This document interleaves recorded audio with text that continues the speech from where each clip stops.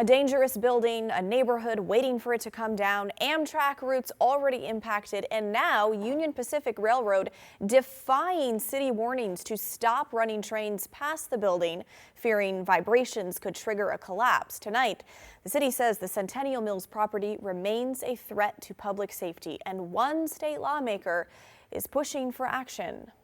How can we just not be comfortable with vacant buildings deteriorating in our community? Like, how do we become uncomfortable with that? And so what That can is be put in Democratic place Representative Shannon to Isadore. deal She with that? represents downtown Portland. She announced late last week her plans to introduce legislation aimed at preventing similar tragedies by strengthening oversight of long vacant historic buildings like Centennial Mills. Now, Representative Isadore says the details of the bill are still being worked out, but that there is interest in Salem to address this issue. My phone, Ms. Blair, has been ringing off the hook. So this is obviously conversations that people want to have. As we're looking to encourage businesses to come into the community and to come into downtown and to Portland and various other places, then the importance is how do we have spaces that aren't posing safety risk. Okay, we know Centennial Mills is not necessarily unique. There are many abandoned warehouses sitting vacant across the city.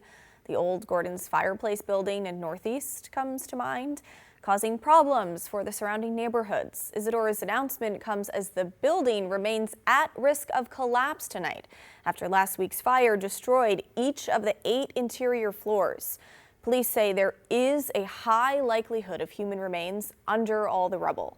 And officials say the ash that spread throughout the neighborhood in the Pearl tested positive for asbestos. When I was there last week, the wind had blown ash onto people's balconies and vehicles blocks from the site.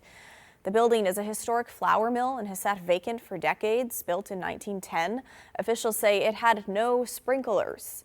Over the years, neighbors say it turned into a place that homeless people would go to escape the elements and camp. It also was covered in graffiti and surrounded by trash and debris. Some neighbors say they weren't surprised the building went up in flames, seeing as they have called 911 dozens of times over illegal camping and even previous fires there. When buildings are vacant, and particularly vacant for an extended amount of time, all of the kind of public and community safety that go along with that. Representative Isadore plans to spend the next 6 months developing the legislation with the hope of introducing it next session. The tricky part, though, balancing historic preservation with public safety. Meantime, as we mentioned earlier, Union Pacific is restarting rail service right next to Centennial Mills, basically saying they can't wait forever, though they have added some safety measures like a speed limit and using train cars as a barrier on the tracks closest to the building.